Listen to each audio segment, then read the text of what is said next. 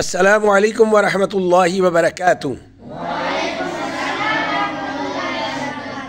الحمدللہ مدرسہ تحفیظ القرآن چک جلال الدین راولپنڈی کے حفظ قرآن کریم کے طلباء کا سالانہ امتحان 1 گھنٹے کے بعد شروع ہونے والا ہے۔ تمام طلباء اپنے یونیفارم میں بڑے چاق و چوبند اور بڑی دلچسپی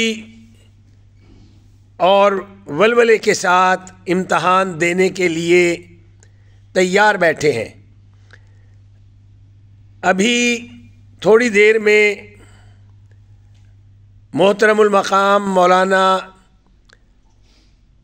حافظ محمد حامد یونس حفظہ اللہ، امیر مرکزی جمعیت، ناظم تبلیغ مرکزی جمعیت اہل حدیث راولپنڈی سٹی تشریف لانے والے ہیں، اور اس کے بعد ٹھیک 10 بجے انشاءاللہ امتحان شروع ہو جائے گا۔